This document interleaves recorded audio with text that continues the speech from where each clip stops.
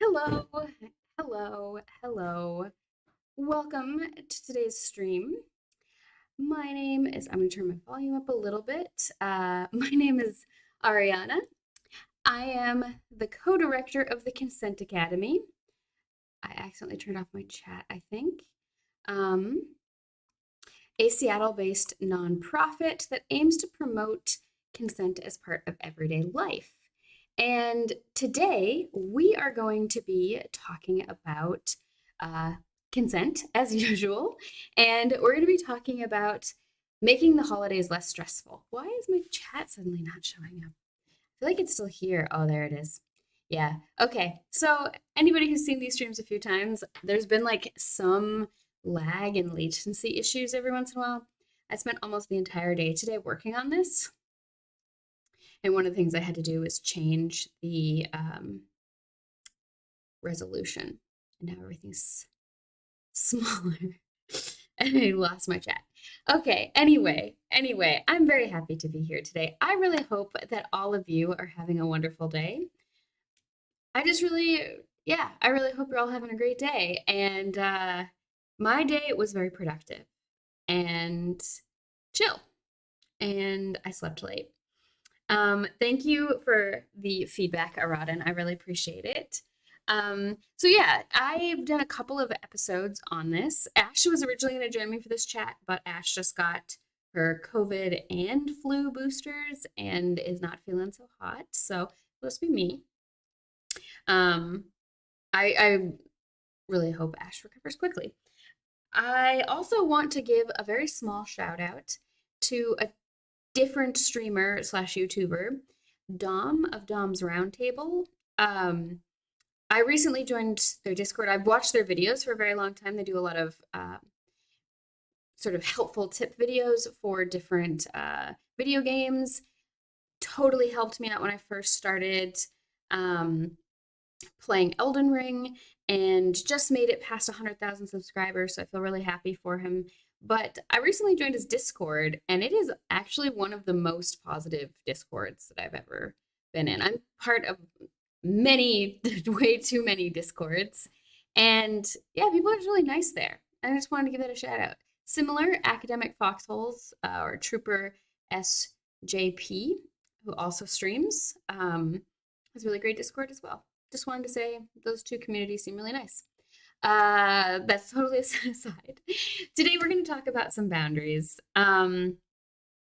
It's the holidays are one of those things where I feel like a lot of us actually get asked to suspend our boundaries more than usual. We get asked to suspend our boundaries a lot in daily life, like really a lot. But I feel like in um, the context of the holidays, there's a lot more pressure for us to suspend our boundaries. There's a lot more pressure for us to sort of like put things aside for the sake of the family or the sake of people's holiday enjoyment or whatever. And it's not to say that this is never a good idea. There are definitely times, I gotta get back into my perching position. I can't sit in this chair. There are definitely times where it is thank you, Rodden. I will. There definitely are times where that can be an appropriate course of action to set aside some boundaries or whatever for the sake of social harmony, for the sake of, making people that you care about happy. Like a lot of the time, as we've talked about on the stream, consent is about an overlap, or not an overlap, sorry, autonomy. We often talk about autonomy in the context of the overlap, where my autonomy ends where yours begins. However, there are many things in life where our autonomy, our ability to make decisions about what is best for ourselves and all these different aspects, where it overlaps. And whenever there's an overlap, we have to negotiate. And that's often where we set boundaries. And it's also okay to negotiate things in a way where you decide X thing might not be the best for me in this way, but in another way, it is more important to me. And so that's one of the things I really want to talk about is how do we navigate the stress? How do we navigate the sort of give and take with boundaries and people we care about and social expectations while also not violating our own boundaries or our own consent.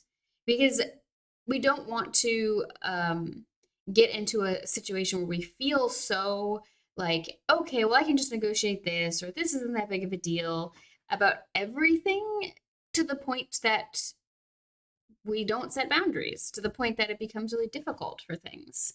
Um, Also, as an aside, I played around with the audio settings because originally I wasn't sure if Ash was going to join me today, and I wanted to make the audio sound a lot better, especially Ash's audio. And let me know if the audio sounds okay today. I don't. I like I said, I really played with a lot of things. My frame rate issues should be quite a bit better, but audio wise, I would really love to know how people feel about it. Okay, so let's start with, we're going to talk about boundaries, but I want to start with this idea of from interpersonal effectiveness.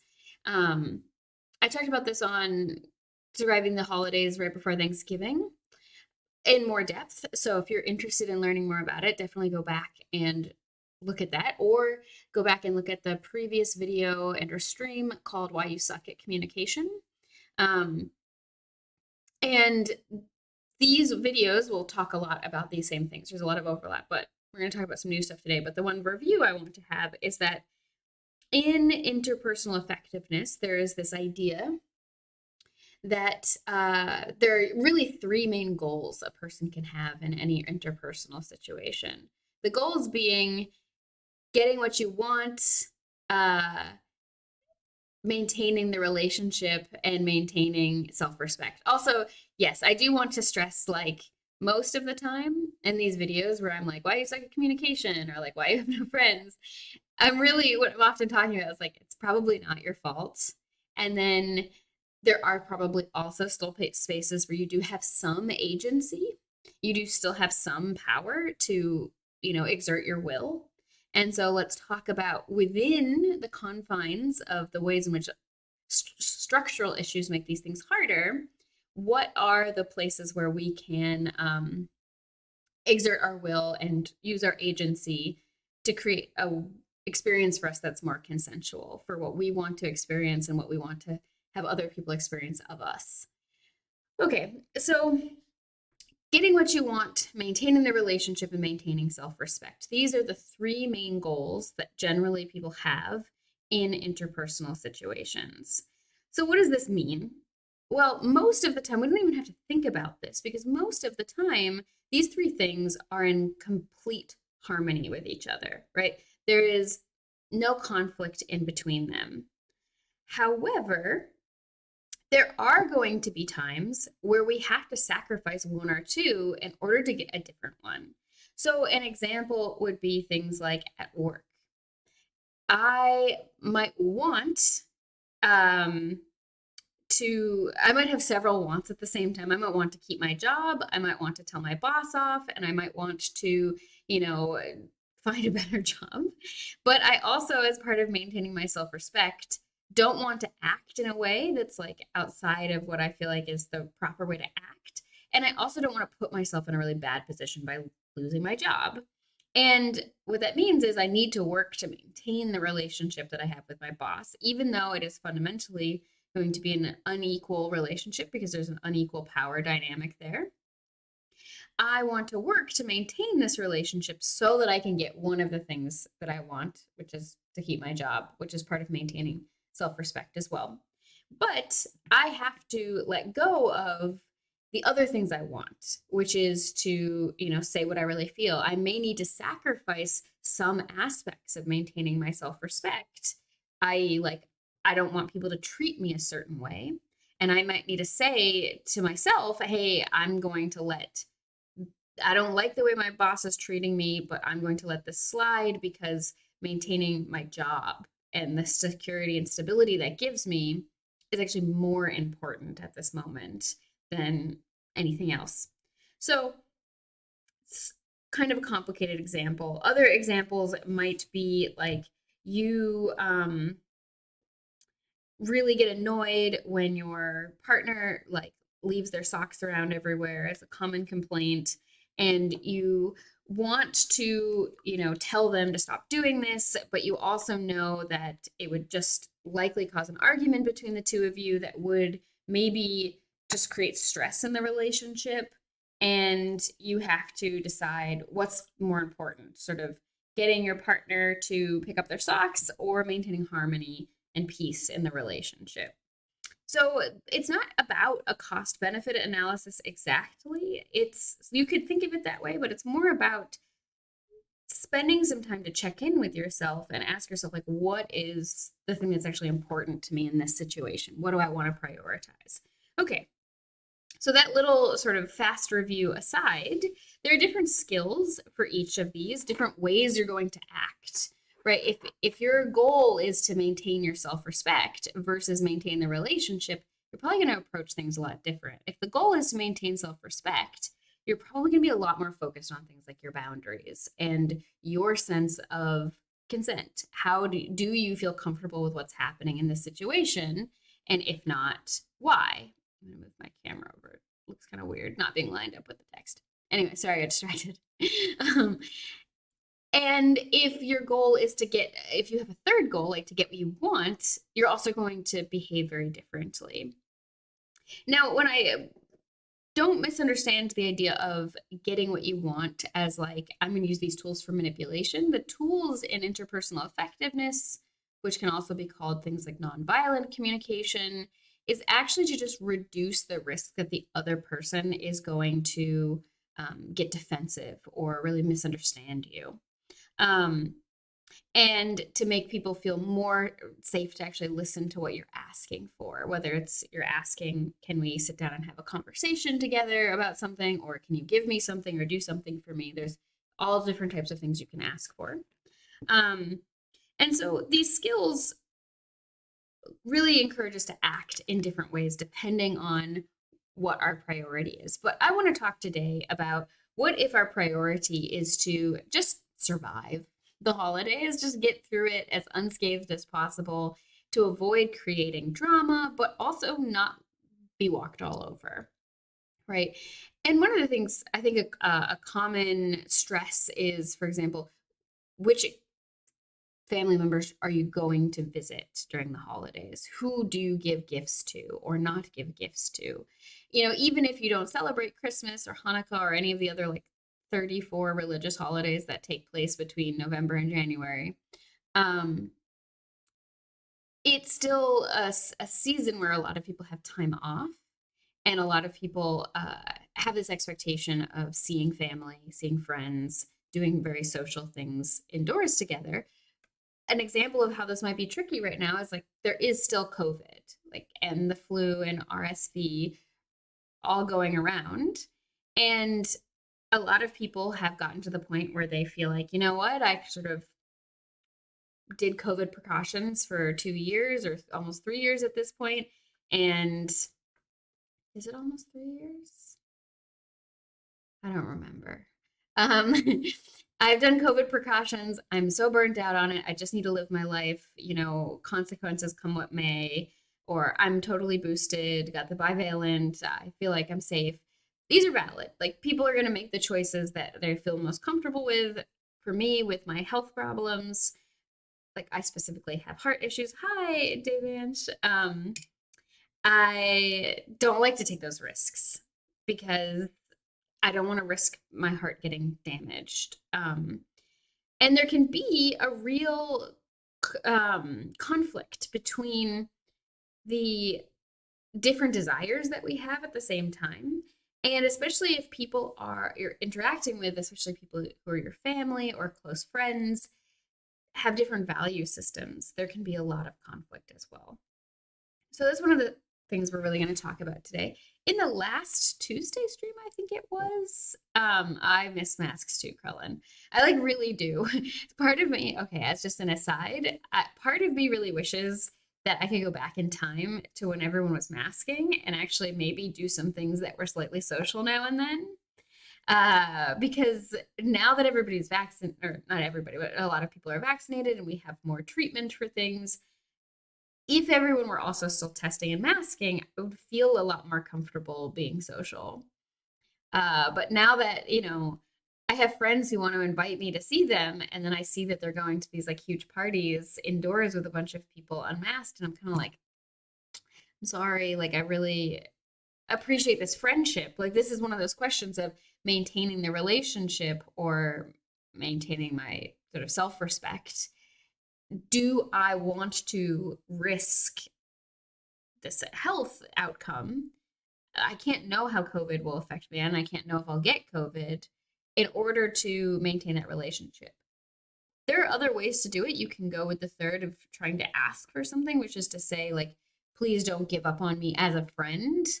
And also, these are the things I'm going to need in order to feel comfortable seeing you in person. Like, probably we're going to walk around outside and wear masks. But even if you're not willing to do those things or like you don't want to do them that often, I still want to maintain this relationship. Can we find other ways? You know, people did a lot of really creative things at the beginning of the pandemic with, you know, meeting people on Zoom and having these social activities, etc. So it is possible.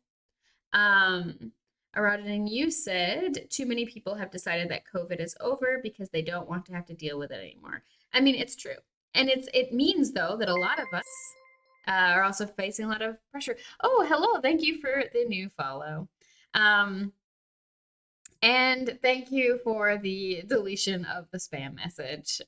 I always get excited when we get a new follower. I'm like, yay, someone joined. And then it's just these spam messages. And I'm like, okay.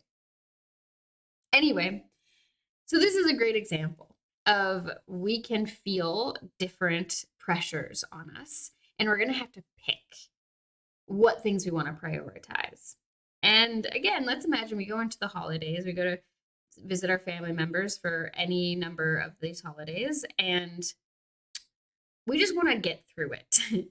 We don't want our parents commenting on how much weight we have or haven't gained. We don't want them commenting on why we do or don't have babies yet, or like whatever. There's like a million different, very stereotypical things that family members love to spring on you as for commentary. And we also, though, don't want to start a fight about things.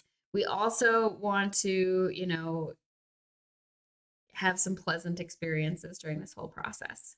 So boundary skills can actually really help with this. So this is pulling from a class that we used to teach. We still have classes on boundaries, but this is a slightly older version of this from 2021, so not that old. We're going to look at a little bit today. This is one of our handouts.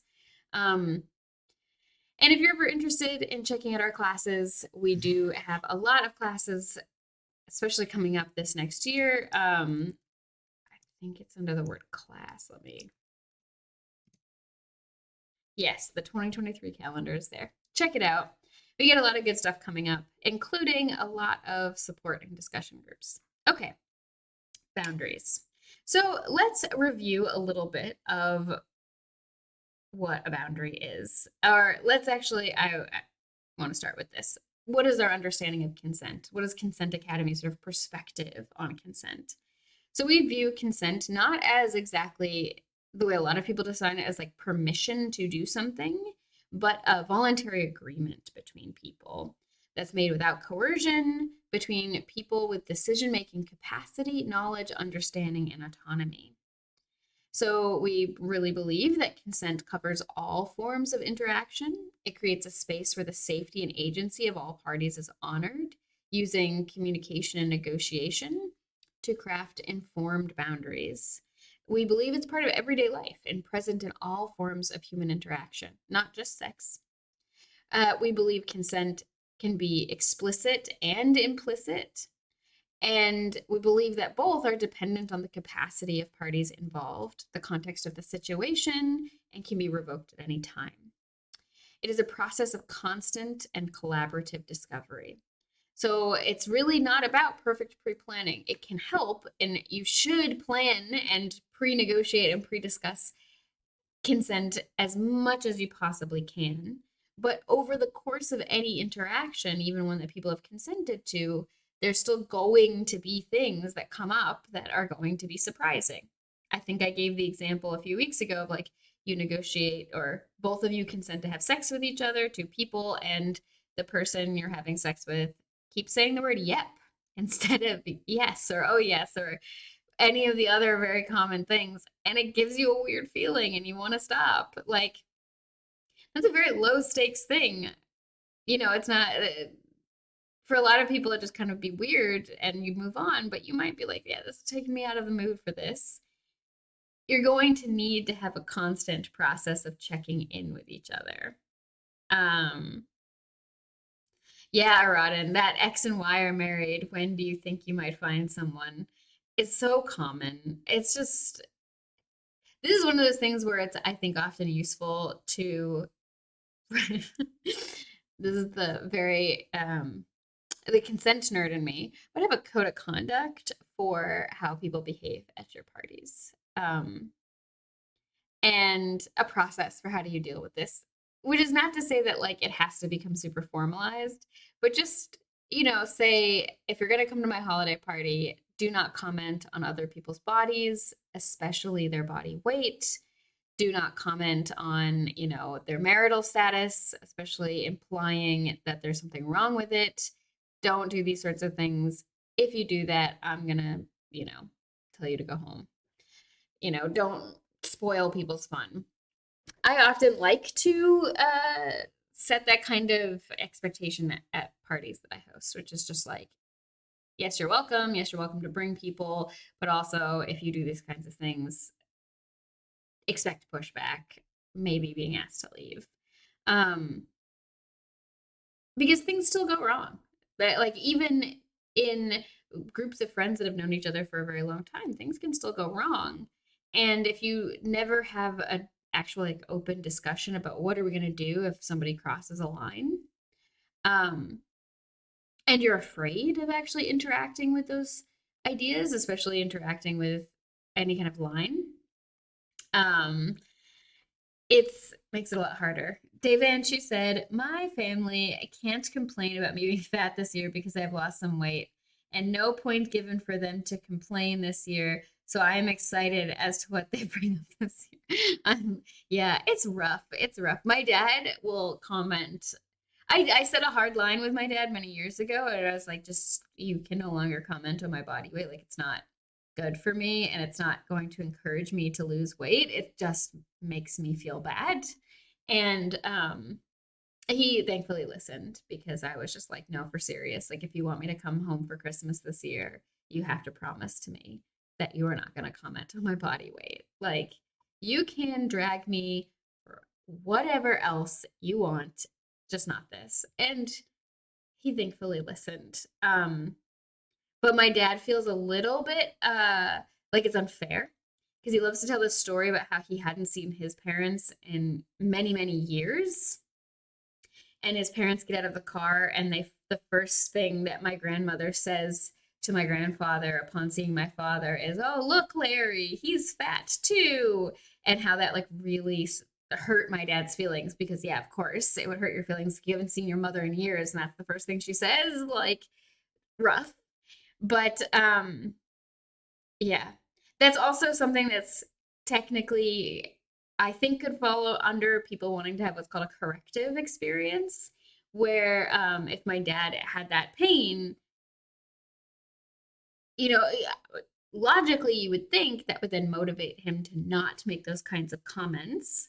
However, what's actually very common is if we have an experience that is particularly painful or stressful, we might often seek subconsciously to recreate it, hoping for a different outcome so that we can sort of work through it and that it can be like this corrective experience. But it doesn't usually work out that way. And it's not great. Krellin, you said, I am no longer the heaviest member of my family, but I also never had a family that overtly talked about it. Though my mother did used to talk about her own diets unprompted a lot. Yeah.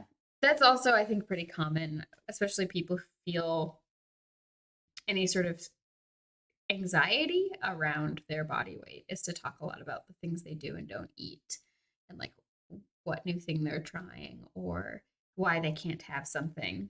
It's very interesting and also sad. Aradin, it makes me think of Fringe. I thought you'd be fatter.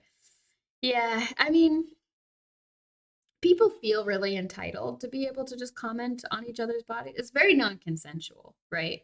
Like, if I just we feel there are certain things that we feel are very, allowable, and commenting on people's body weight is one of them because we tend to have this idea, kind of, I think that if we low key bully people about things, that they will then conform socially more, even though most people, if you ask them directly how they feel about, say, school children bullying each other, would say that they think it's bad and we need to work to stop it, but then they don't sort of see the way other very mundane behaviors are also bullying.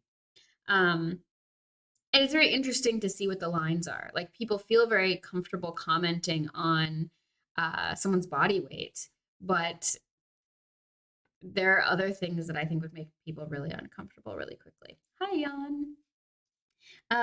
You say good evening or whatever time it is where you all are. For me, it is evening. It is 7:27 p.m. Um,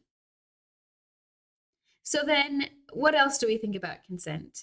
So, consent allows someone to ask for something and receive an honest and authentic answer. It exists where the person answering has enough capacity, information, agency, and ability to give that honest and authentic answer without coercion or undue influence. And remember, capacity can be. We're never at 100% capacity. That's something that only exists in video games where it says you wake up well rested. We're always at a reduced capacity to some degree, whether or not we're tired or we're hungry or we're thirsty or we're stressed out.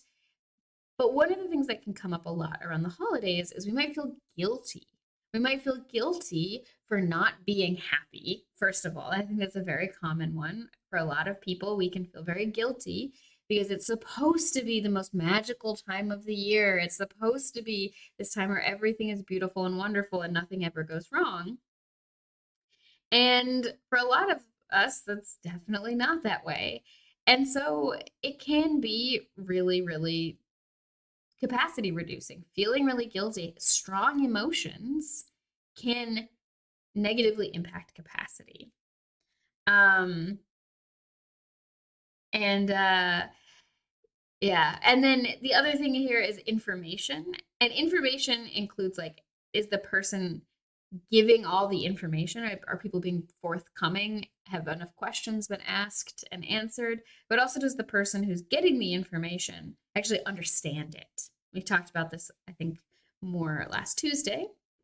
Agency is your sort of power to act from your autonomy.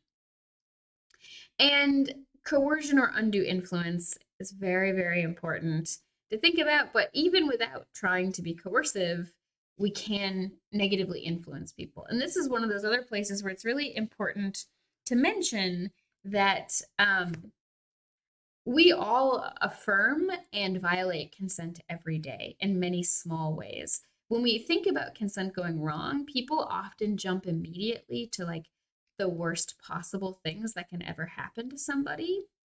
And while we do talk about consent in those places, of course, most of the time what we're talking about, at least in Consent Academy's work, is daily life consent, the grayness, the ways in which it is not black and white, the ways in which things are not about rules and not about even what the law is saying. It's about how do people feel about the consent in the situation.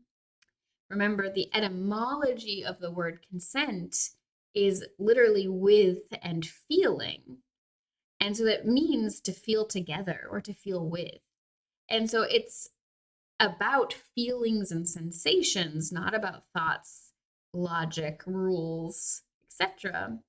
And so even people often, when I was saying a moment ago, think about consent and immediately jump to thinking of the worst possible things that can happen to somebody. We also then tend to think about, if I've crossed somebody's boundaries or violated their consent, that must mean I'm a bad person. And we can get very afraid of that discussion.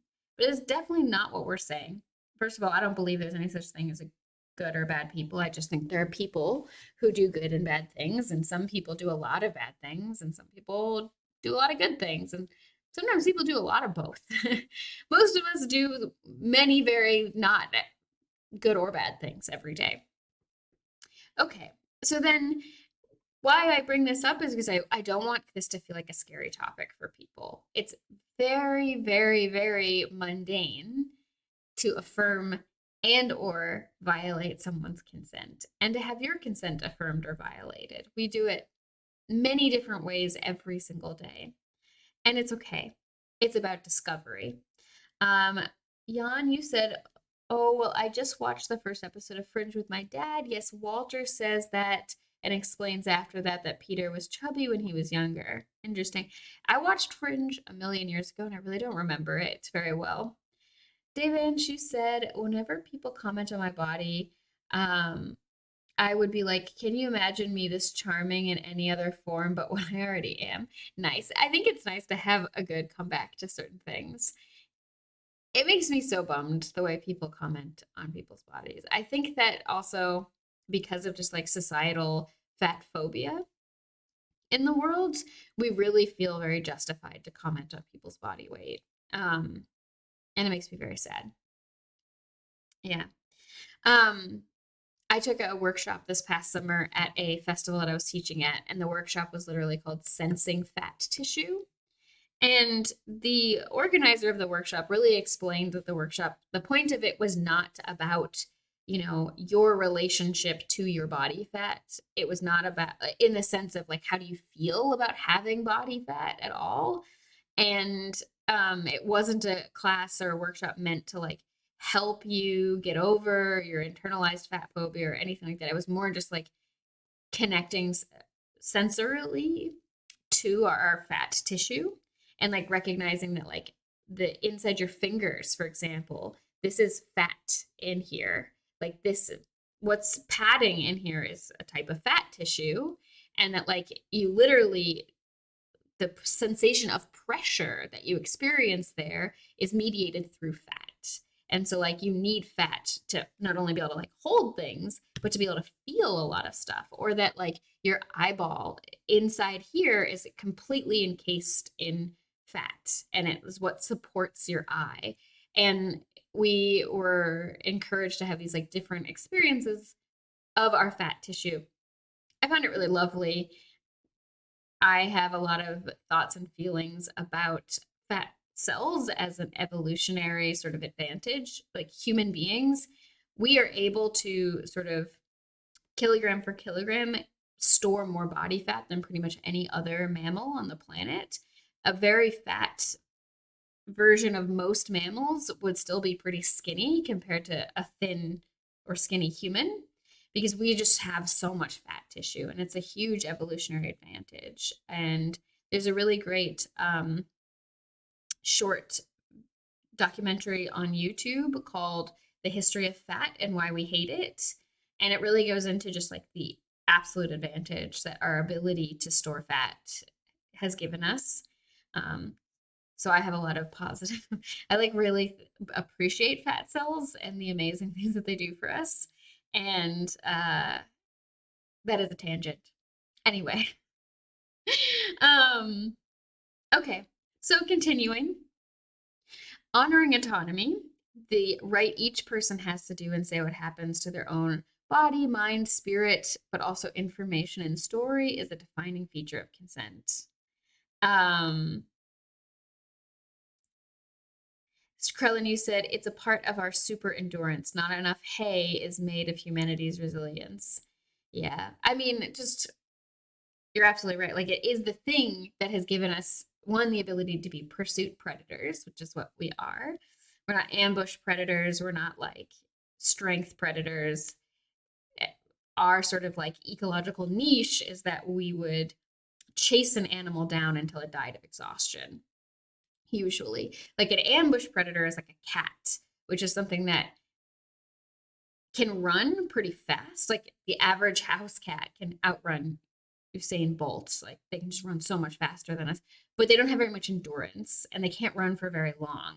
And so their key is to hide and then wait until they can run very quickly and ambush something. And then there are other animals that just use their strength to sort of overwhelm things. And we don't really have either of those. There are other forms of predation as well, but our deal is we are like the monster from the movie It Follows, where we just follow you until you can't run away anymore. Because we have so much endurance, like, and also our ability to sweat and to cool, where we have like a way more advanced ability to regulate our body temperature than a lot of animals.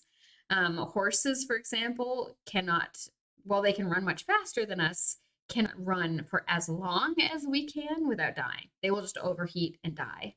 Um, and so that's basically how humans hunted, how we survived as predators. We would just follow something until it got too tired to get away from us anymore.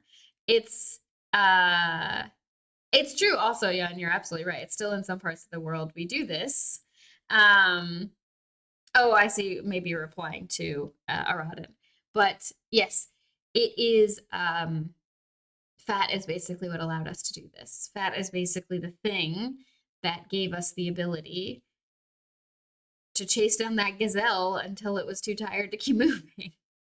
um, and then Aradin, you said at one point in history, having fat was considered attractive as it indicated that you could afford plenty of food and that there was a lot of abundance of food in the area that you lived in.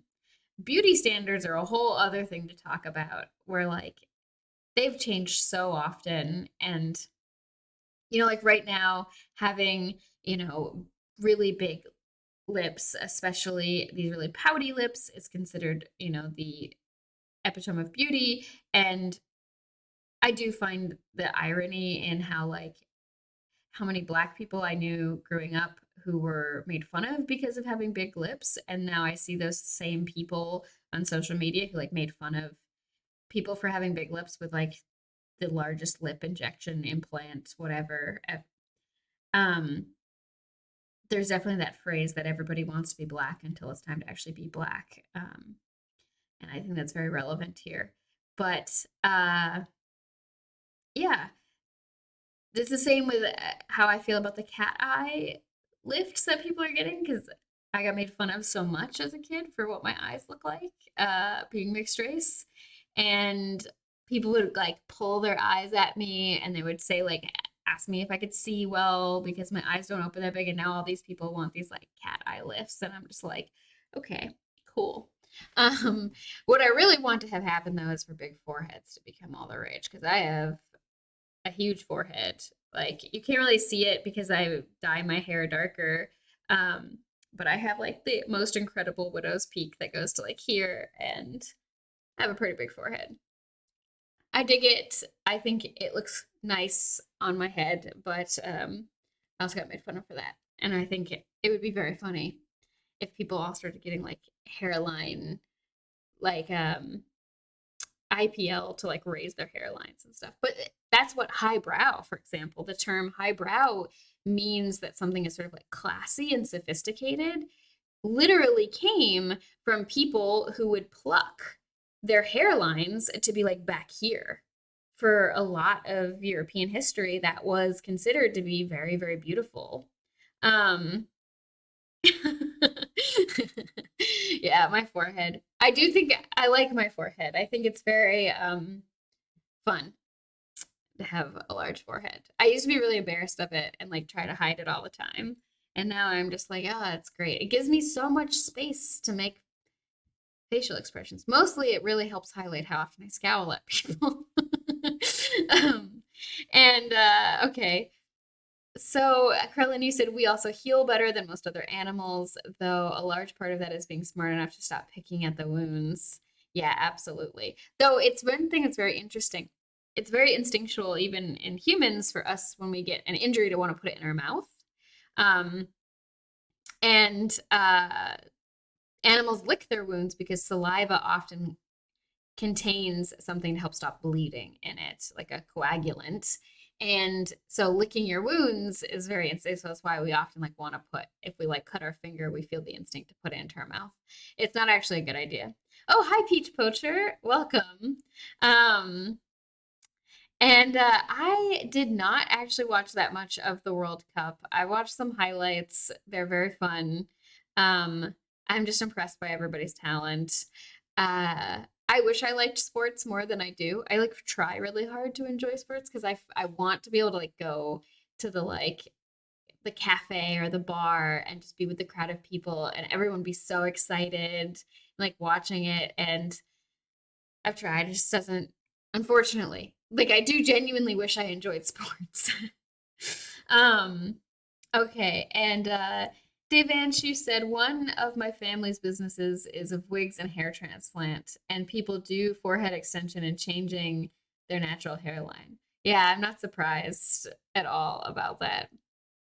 Yeah, it's kind of the whole like the grass is always greener phrase. Like people always want what they don't have, and they assume that the things that other people have are good. Like I know so many women who got breast implants because they wanted larger breasts, and I have larger breasts, and I always wanted a breast reduction. And like after I have children, I will probably get one because I just want to know what it's like to have smaller breasts. Like I'm kind of good. I like got enough attention and whatever from this that I'm like, yeah, I'm ready to move on to having a different body type. And it's the same with being tall. Like I'm only 5 feet tall, 153 centimeters roughly. Um, but I wish I knew what it was like to be taller. But I know women who are tall who wish that they were my height. It's so funny. Okay, so then we're going to look at this a little bit more. We talked about some boundaries last time. We talked about different types of boundaries that you can have. You can have physical boundaries, emotional boundaries, intellectual boundaries, material boundaries, sexual boundaries, time boundaries, and resource boundaries. There are other types. These are just some examples. So let's talk about what even boundaries are. Hi, Wisteria. Um, I wish I could wear bralettes too. They're so cute and pretty, and I'm just like any the second you get above a D, the only thing that's available is like they look like they're for grandmothers who just want to like, or they're like basically sports bras and like we're gonna strap you in, and like yeah. Peach Butcher, do I believe in identifying as the other gender? I think it depends on sort of what you're asking.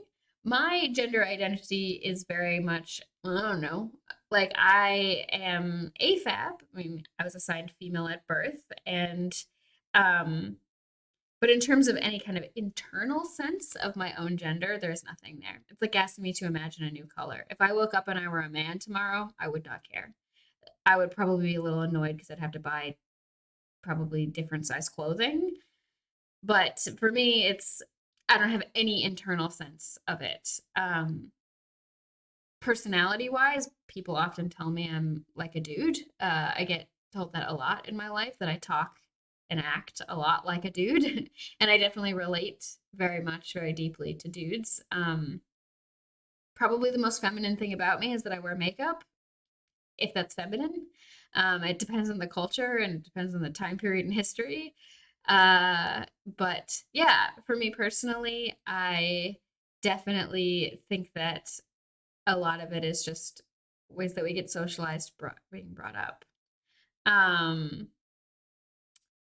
People who identify as a wolf or a bear, I think that it also depends on what you mean.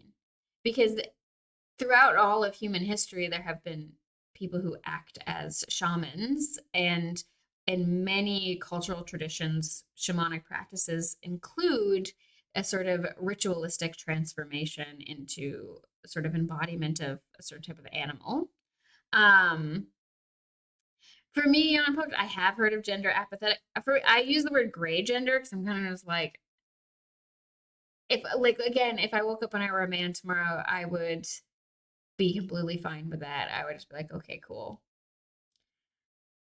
I don't have any preference either way. I don't really. And when I was younger, I used to really wish I were a man. And when I was a little kid, I thought when people asked me what I wanted to be when I grew up, I said a man. Um, and then I started doing drag, and doing drag felt the exact same to me as like my everyday life.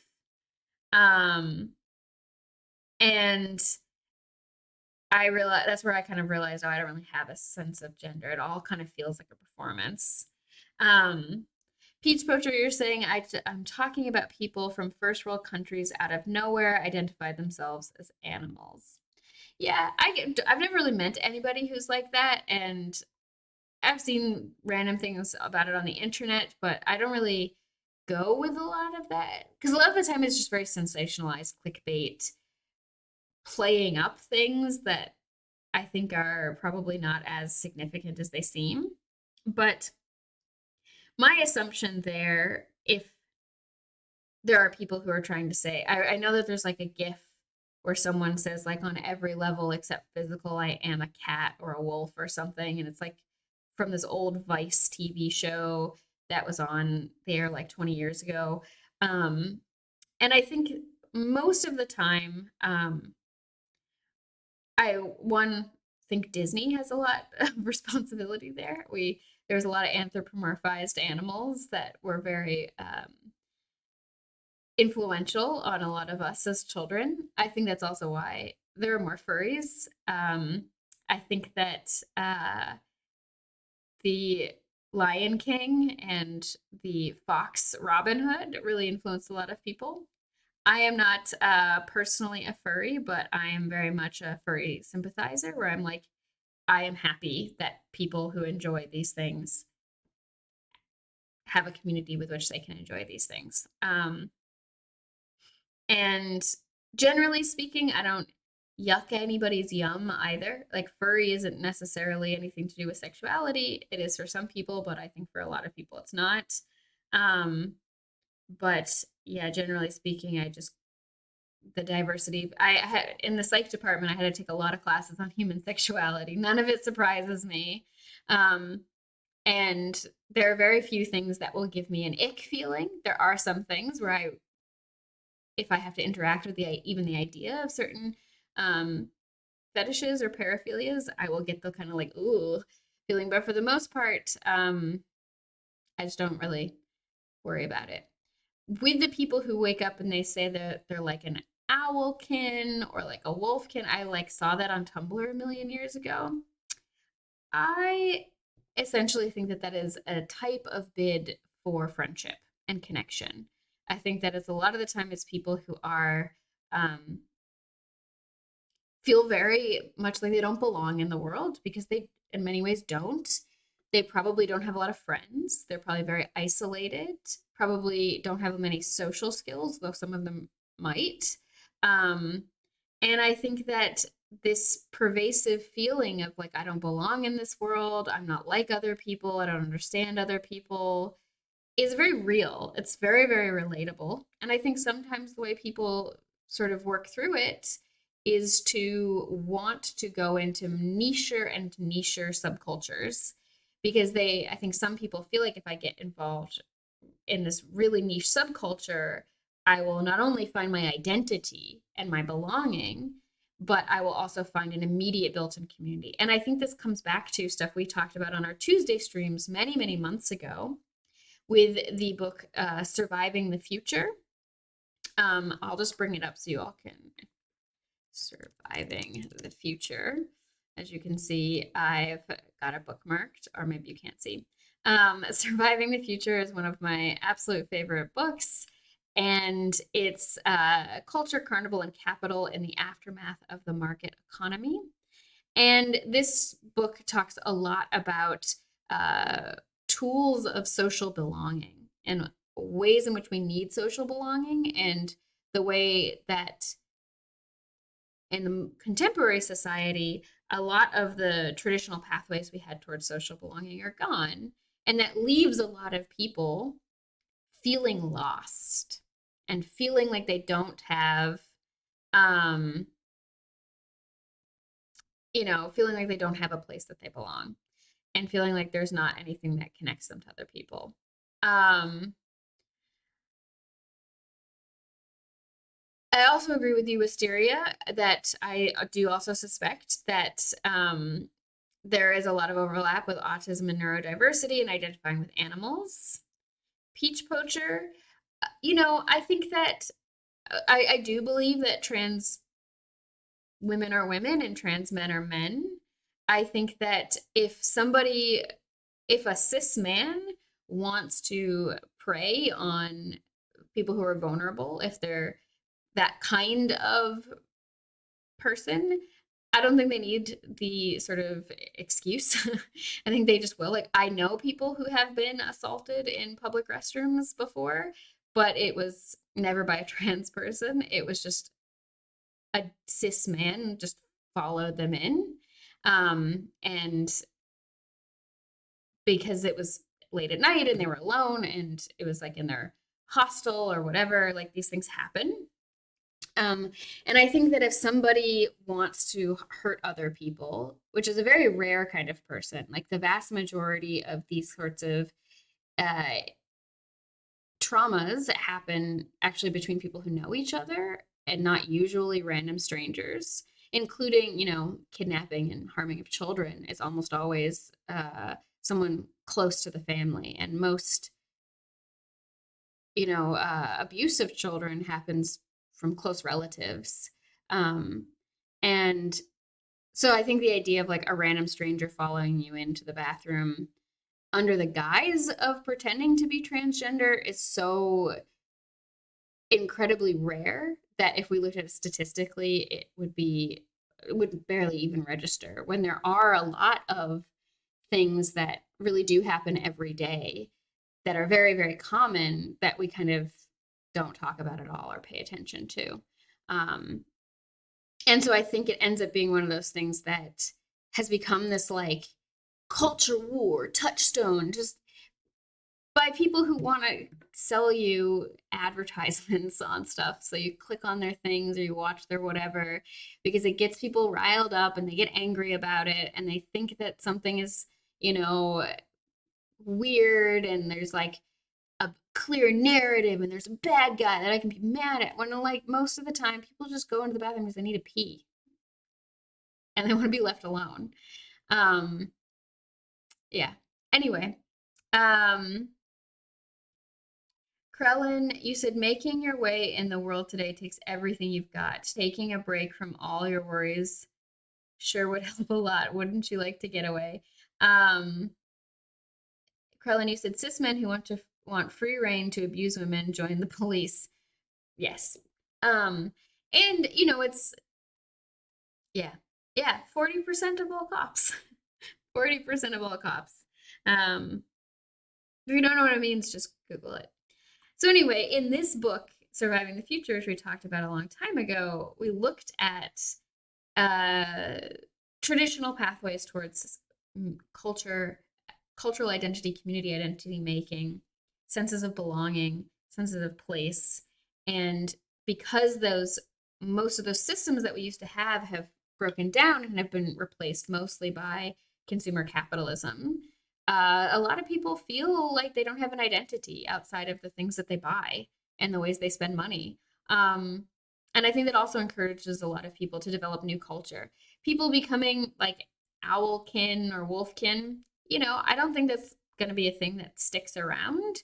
But from a like cultural anthropology perspective, yeah, I mean that's just another ritual identity making tool that people have, and it is not that weird to me. Sorry, I just really am gonna take everything very much in the what is the context in which it fits within human history. There is really nothing there are more than 8 billion people on the planet. There is nothing that any single person does that is that weird, right? There's just even something that like a fraction of a percentage of people do is still going to be hundreds of thousands of people when you add them all up. So none of it's that weird. And a lot of stuff is not that new. It's just older things that humans were already doing in different contexts, kind of repackaged. Anyway, that's my take on it. Okay, going back to boundaries, we talked a little bit about porous. Instead of healthy, I like the word sustainable and rigid boundaries and sort of the balance between these. It is most of us are a combination of three. The reason why I don't like healthy aside from being a very loaded word in general, is that I don't think it's the only correct way to set boundaries. It just tends to be the most sustainable. Boundaries that are very, very porous or very, very rigid are harder to maintain over time. And a lot of us are a combination of the three. There are definitely boundaries that I have that are very porous, like overshares personal information. I also have ADHD, and that's very, very common. And I don't really experience shame. Not in the ways that most people do, at least. I do experience shame, but just not the way most. I just think about the fact that there's nothing I could possibly ever do that is that strange. Anything I might have insecurities about, I'm like, there are 8 billion people on the planet. There are probably several 100,000 people on this planet who share X thing in common with me. Why would I waste my time with a hang up? Because, like, I don't know. That's just my way of thinking about things. It might be a neurodivergent. I might be approaching it with like a little too much focus on like, how does this thing work logically? But okay, let's talk about the importance of boundaries. Boundaries help us with a lot of different things. They help us with identity. Boundaries help us know who we are. One of the best ways we know who we are is when we see what we're not. And what do I mean by that? If if everybody in the world was a vegetarian, there would be no word vegetarian. We only have the word vegetarian because there is a plurality of different ways of interacting with things that humans can consume for sustenance, right? There are so many different constellations. There, even just within vegetarian, there's a huge diversity. There's like flexitarian, there's lacto-ovo-vegetarian, there's, people who just do meatless Mondays. There's a huge combination of things, and how people define these things will be different. But if everybody were a vegetarian, we wouldn't have a word for it. So we often know who we are when we know what we are not. It would be very hard to identify or create much identity if you spent your whole life in a completely white box with nothing to interact with. It's through interacting with our environment and with each other that we really get to know ourselves. And often it's easier for us to identify the things that we don't want and don't like and the things that are not of us, right? Like I know who I am because I also know who I am not. And this is one of the things that's actually difficult with ethnography as a field, because they'll make statements about like how and why different groups of people do something, and anthropology has this as well. And it's always like, to whom are you comparing? Usually it's British people. They're the ones that kind of like started a lot of that. But yeah. If you go in and you say this group of people is particularly emotional, to whom are you comparing them? Are they particularly emotional, or are you particularly unemotional? We don't have necessarily like a universal baseline. But when it comes back to boundaries, I know a lot about myself by being aware of where my boundaries are, where I don't want to do things. I also agree, Arad, and assuming something as a default can lead to issues as well. Just look at how white straight male is assumed. Wisteria light bulb. That's why some people don't like the cisgender term. People who are attached to there only being two genders. For sure. And there was just this really good article on BBC about third gender people in Albania. Let me get it up for you. Albania. Yeah, the last of Albania's sworn virgins. So this is a very traditional practice in Albania, in which women become a type of man. They are sworn virgins. They live their life as men, and they have completely different position in society. It is going away, this traditional practice, but it is very traditional practice. And this is also one of those things where people when they want to say like transgender stuff and all this like non-binary thing. Hi Whistler, welcome, is like new and I don't understand the young people. It's not. It's like been around literally forever. There are many cultures that had more than three genders even, but setting that aside. Okay.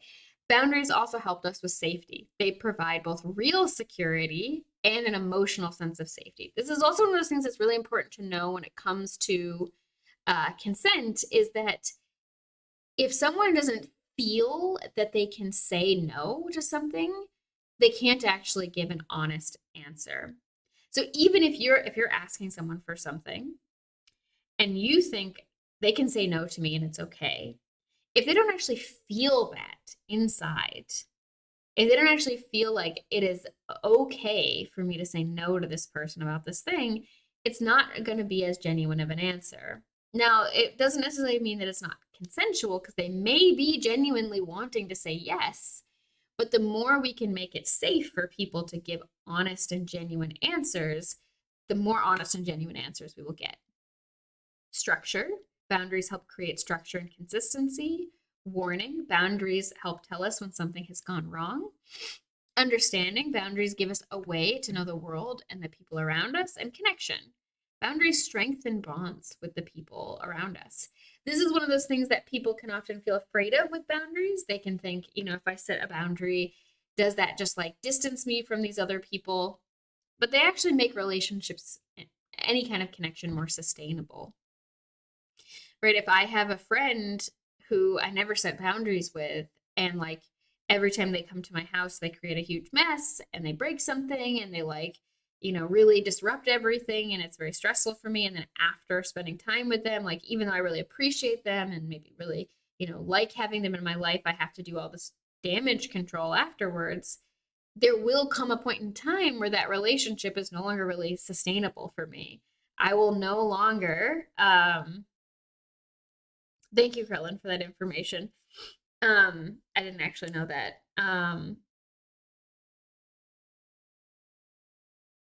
Interesting. Interesting. Um, I won't have the energy for that anymore. So this is one of the ways in which I really want you to all hone in on this idea that setting boundaries with people actually helps your relationship be more sustainable. And it's okay to set boundaries during the holidays. It's always okay to set boundaries, but as I started the stream saying, a lot of the time people feel that the holidays are this kind of such a special and unique time that it's okay to just like ask people to override all of their boundaries. It is not. People are still allowed to have boundaries, and you're allowed to set boundaries even during the holidays. Okay. So we have some information here. When you meet someone for the first time, it's important to be very clear and explicit about your expectations and boundaries as much as possible. We don't always know consciously where our boundaries are. We don't always know the things we want to set boundaries about. I think I gave an example last week or maybe a few weeks ago. There are boundaries I always set with people when they come over to my house. The main one being, please put the toilet lid down when you flush the toilet, because I don't want the spray from the toilet, which, if you don't know, a flushing toilet has a spray radius of more than 2 meters or 6 feet. And so you will get poop particles all over everything, but closing the lid really helps with that. And that's very important to me. That is a boundary I set with people when they come to visit me. It is like really one of my few serious asks. I have other things that I don't think to set boundaries about. It might be unpunked. It might be much bigger than that. I don't actually know. The first thing I saw had said that it was about 2 meters, but I'm sure that especially some higher flow toilets that have more power could be spraying a lot further. There are things I don't think to set boundaries about. Like if I have a friend come over and they just sit down in my living room and start like, licking my carpet, I don't think to set a boundary around that. But like I would need to be Like, yeah, I don't want you to lick my carpet. That's weird. And like, I don't want your saliva all over my carpet. But I won't think to tell somebody that the first time I interact with them or invite them to my house. I do think to tell people about the toilet, but I only know that because people have, I've had the experience of people not doing that and then being like, ugh. And again, it's a process of discovery. So, as much as possible, though, it's important to remember that it's when boundaries are crossed, when we come up against one, it's important for us to be willing to acknowledge it and genuinely apologize. Wisteria, you said, I had a friend come over to my house for the first time and she went straight to my fridge looking for food. That was a boundary I didn't know I had. For sure. I think this is a great example because for me, there are friends where I know them well enough that I feel comfortable with them just kind of going around and doing things. And even still, I have boundaries. Like, I don't want, I don't like people's outside clothes on my bed. Like, if I get into bed, it has to be clothing that I did not wear outside because I just don't want to lie all night on that and roll around on it and have my face on it. It's very important to me. And there are,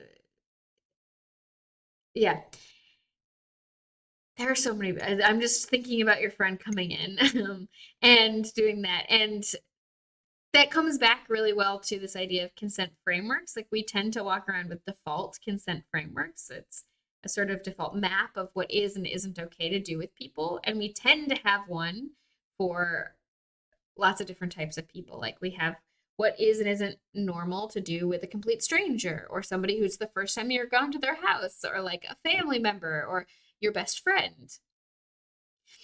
And we walk around with these default frameworks and they get updated as we get to know each other. But for a lot of people, you're taught these default frameworks are often formed during childhood.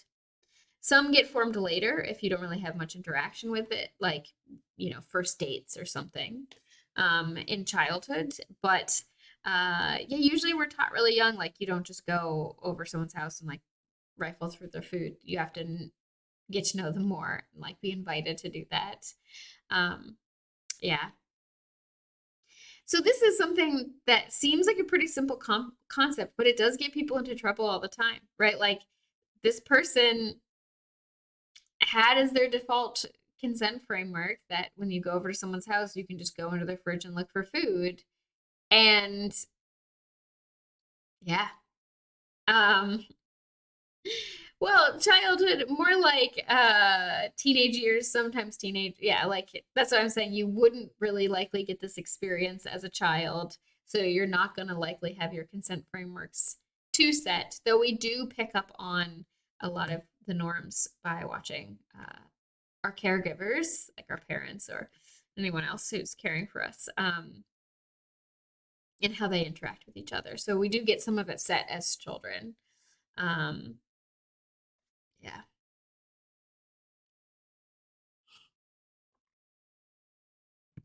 Oh yeah, play dates. Weird word. Weird word. Wisteria, it might have been a different cultural thing, but we were both in high school, so it didn't really feel like my fridge to offer her. That's also a good point. Yeah. Um, yes. So I do want to take a quick second to just check if the audio sounds okay. Like I said, I did a lot of editing to the audio and I wanted to make sure it's okay. And since we've been here for an hour, I want to just give another little shout out to our class schedule for 2023. I recommend checking it out. We got a lot of good stuff coming up. Um, and you can follow us on social media. And we have a Patreon. I really would love if you all checked out the Patreon. I'll actually just bring it up real quick because we have a new post today. Thank you, Whistler, for letting me know that the audio sounds good. I'm trying to make it sound nicer, but I'm not quite sure how to make my mic sound better than it is. And we have a new we have a podcast that we do that's called Mixed Signals, where consent culture meets pop culture. And we have a new one where we talked about the new Netflix miniseries Inside Man. And so you can check it out. And this is all of our content gets released early for our Patreon supporters. Joining us on Patreon, even at our lowest tier, also gets you access to our Discord and lots of other perks. And we have a lot of content on here and more all the time. We have this great article about things like what to do when you read about a consent violation on the internet. We also have our first episode of the podcast. It is just an audio file to download. Sorry, we had issues with other things. We have a lot of articles, including one series that I wrote about good allyship and how to be a good ally and more. So check that out and yeah, get access to our Discord. Okay, so going back to boundaries, I'm also glad there's no frame rate issues. I really tried to make OBS be happy, and I did a test streams today, the network test, so I could see, and I played Elden Ring during my network test to see if it worked. If my computer had it, my CPU usage was only at 6% for that, and I was like, wow, that's amazing. Okay. So good boundaries help us also create sustainable relationships. They help us understand people better. They help us avoid harming people around us. They help us build trust and connection and strengthen existing relationships. Boundary crossing has also a significant emotional impact, or it can, right? It can trigger emotion, past traumas, old memories. It can often leave a person feeling unsafe, but also things like unseen or unwanted. It may create feelings of resentment or disgust. And remember, resentment is one of those things that's really damaging to the long-term sustainability of a relationship, any kind of relationship. 1 second. I need to open the door because my cat is scratching at the door and is upset. 1 moment.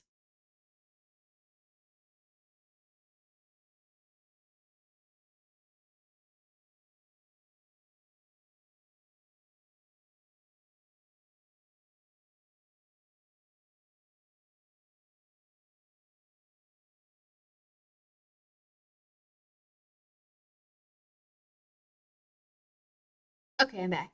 Thank you for waiting. I just needed to let Babby out. He was very sad. Even though the door wasn't like really shut, he could have opened it himself. He didn't want to. Okay. And boundary crossings can hurt or damage a person's sense of their identity. But also, if you do it, you might feel like your own identity has been damaged. You might feel like, I think of myself as the kind of person who doesn't cross people's boundaries. And that can make it a lot harder for us. Hi, Paladin Hulk. To accept when we violated someone's boundaries. Yeah, cats are very funny because they definitely want you to respect their boundaries and their consent, but are not so great at doing it the other way around. Yeah. And boundary crossing does erode a sense of trust and safety. And within a relationship, it damages the connection between the people and hurts the relationship itself. People need boundaries in order to feel safe. It gives you a greater sense of autonomy and agency. And it also makes consent better because if I feel like I can actually say no to you, if I feel like I can set boundaries within that yes, if I can say yes, but, and not just yes, and, then I'm going to feel a lot better about giving you an honest answer. And this is another big part that is related to the holidays. When we're asked to not set boundaries, it, as we talked about up here, it erodes the relationship between people, but it reduces our sense of autonomy and makes us feel less connection and less trust in our family members. And it's really rough. So, what are some ingredients of effective boundaries? A lot of times people try to set a boundary, and what they do is they give an ultimatum, or they don't actually set a boundary. They make a statement of desire and then kind of expect the people interacting with them to figure out what that means. An example of that would be if I say, I need you to respect my time more. That doesn't mean anything, right? Oh, hello, DSB221. Welcome. You said also worth noting that not setting boundaries can lead to people making bids for affection or attention that get rejected because they cross an uncommunicated boundary. Yeah, that's absolutely true. Not setting boundaries. This comes back to this mind reading that I was basically talking about with the idea of like, you need to respect my time. That doesn't really mean anything.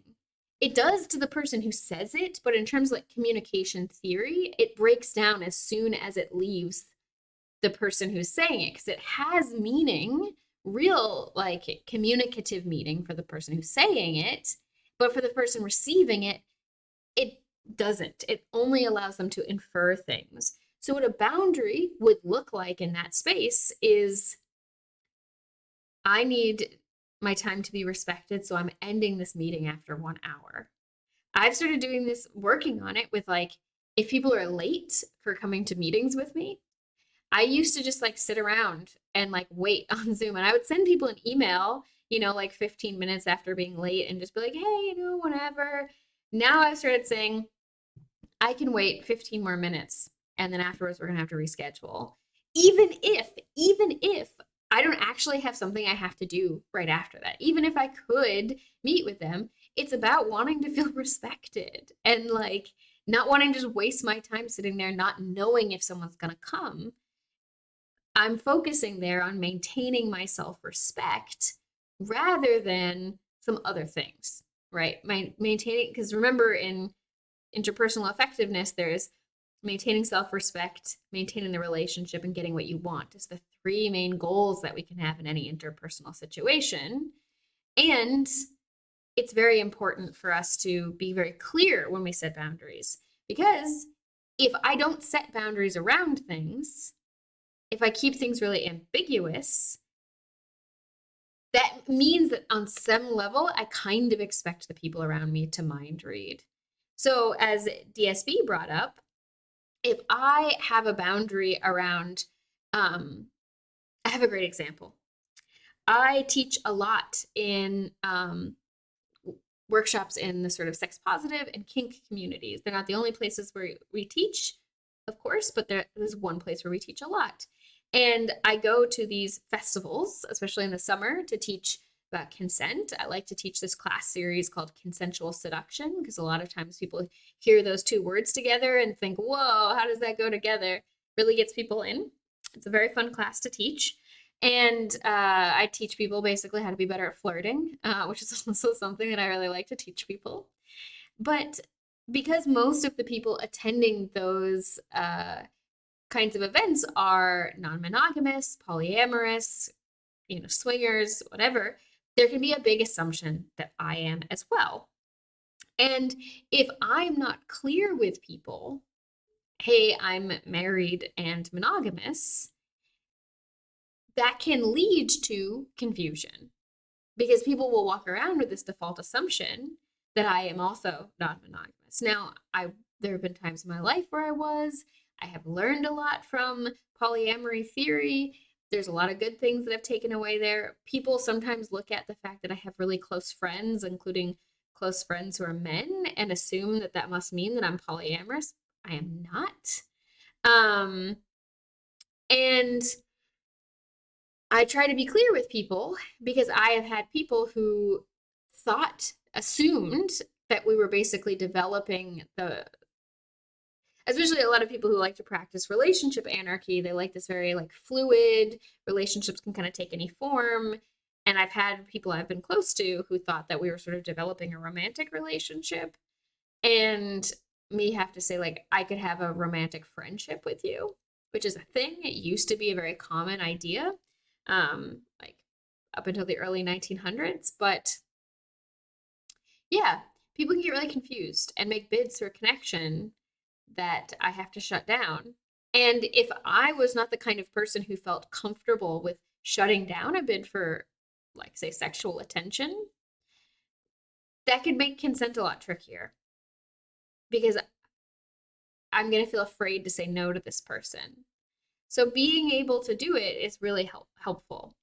So how do we figure out what an effective boundary? How do we make them? I gave you the example of like just saying you need to respect my time is not an effective boundary. Saying like I can wait for this amount of time and then I'm going to leave is a more effective boundary. But how do we get there, right? How do we get to this place of even figuring this out? So we got to start with some self-awareness. You can ask questions of yourself like, what do I want or what do I need? What's important to me here? What helps me feel safe? What do I absolutely need to feel safe? What do I really feel or think about this situation? And these questions are good, but if you don't really get any information from these, questions I also like to ask to help tease out hidden expectations is to ask yourself, like, if everything went perfectly, what would it look like? If I had the best possible time at this event or this party or this, visiting my family, what would that look like? So this is a good place for the holidays. Think about what would it mean for visiting your family to look perfect? Like, what would that mean to you? Write it out if you can, or really think it out or talk it out with somebody. Think about how it would feel in your body, what feelings come up while you're imagining this, and what thoughts you have. But then you can also think about if everything went perfectly, I would be in a simulation. I don't know. I'm afraid of the book Snow Crash. But, thinking about what that would be like. And then the next thing you can do is, as it says here, calibrate. So you have to first have the idea of like, what is it I want in my heart of hearts? So for me, it would be something like, my parents are divorced. They were divorced when I was a very little kid, and there was often, when I was a child, very formal agreements around who got what time on different holidays. But ever since I was no longer a child, it has become very much my choice.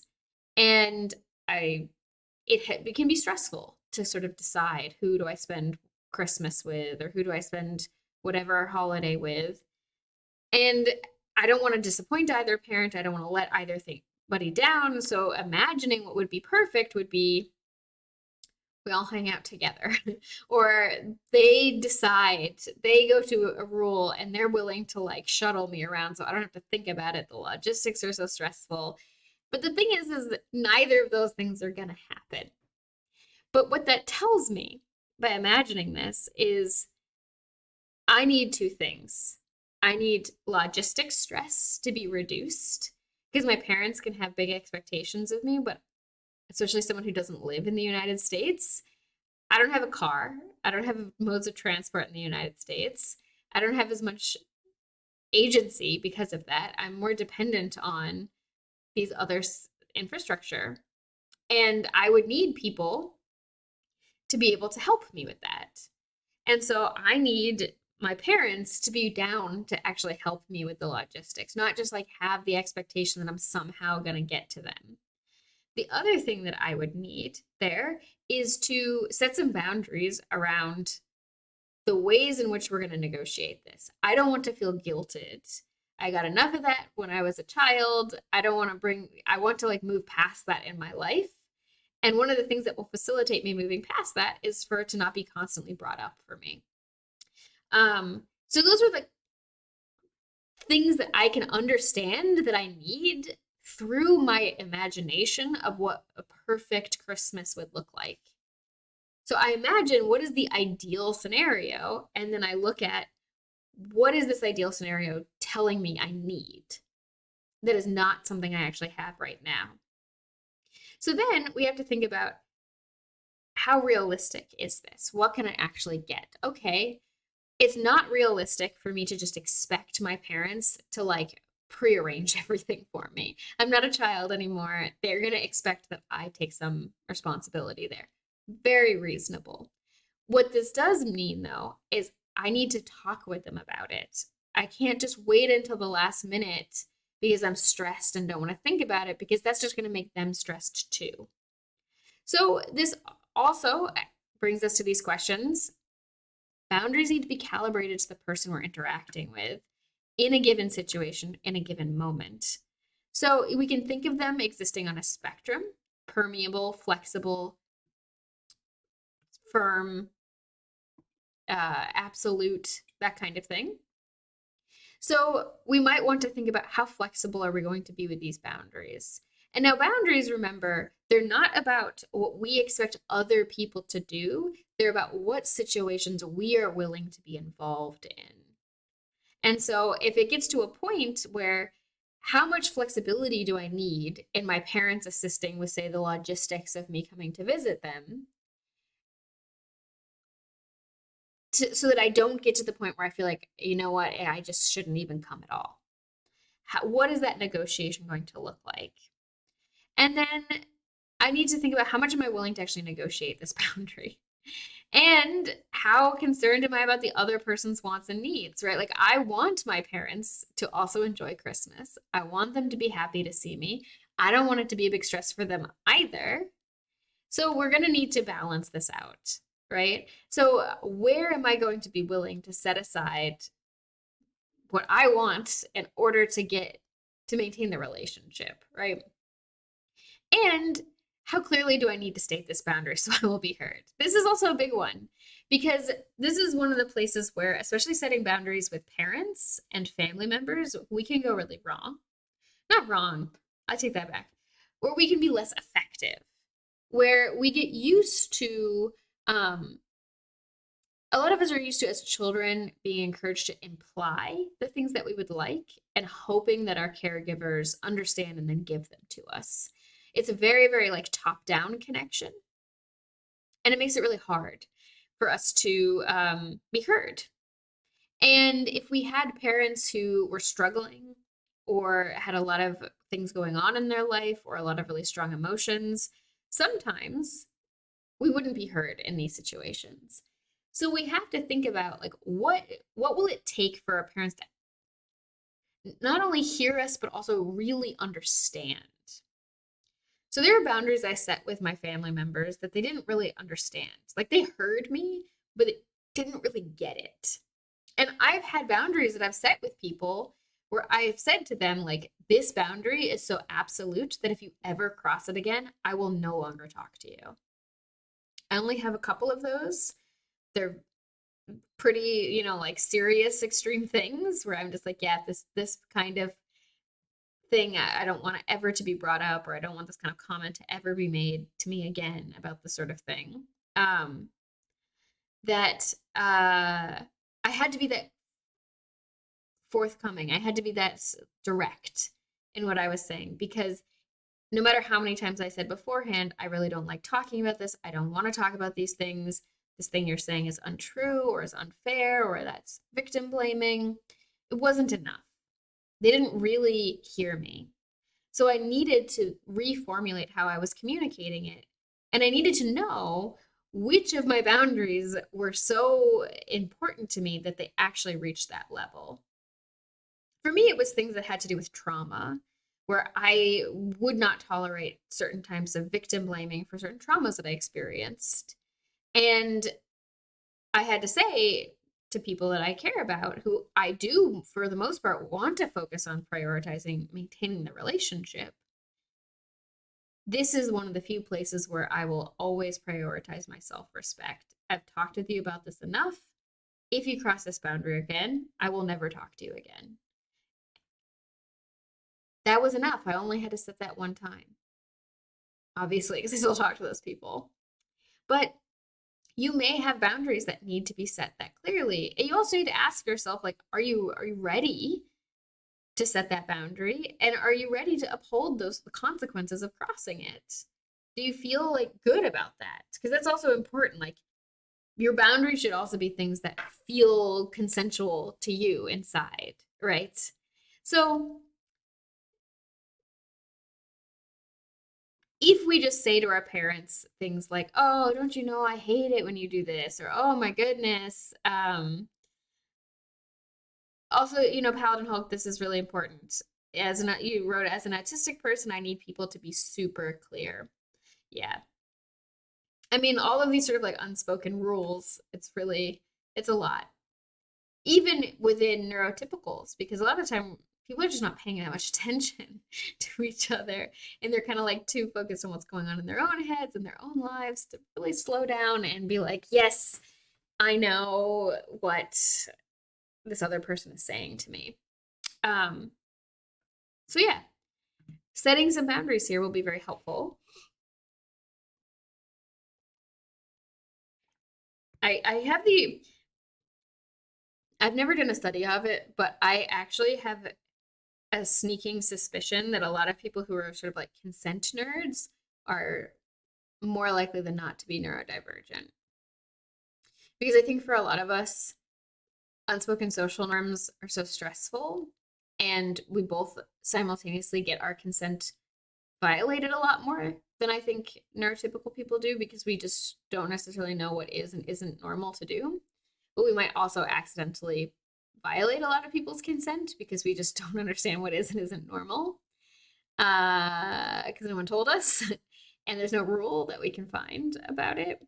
And I imagine that for a lot of people who are consent nerds, they are uh, more likely to be neurodivergent, because this is a tool set that is like so helpful. So even when you're in a new scenario with a new person that you've never interacted before, you still have like a guide to like, how should I try to approach this? Krellin, you said, I also like clarity and have been told before I might be on the spectrum, though nothing officially. And that might be why I'm not a fan of farces, since most farces could be resolved by 5 minutes of clear communication. Yeah, I mean, there's a lot of like movies and TV shows where I'm like, this is hard for me to watch, because if like anyone just actually shared any single piece of information with each other, this entire situation would go differently. Anyway, um, if you're interested in that, I actually really do recommend our most recent podcast episode where we talk about the Netflix miniseries Inside Man, because we talk a lot about communication in that series. So it's good to have an idea ahead of time. What are the things that are really hard lines for you? And what are the things you feel more comfortable being flexible about? You know, I have boundaries around touch.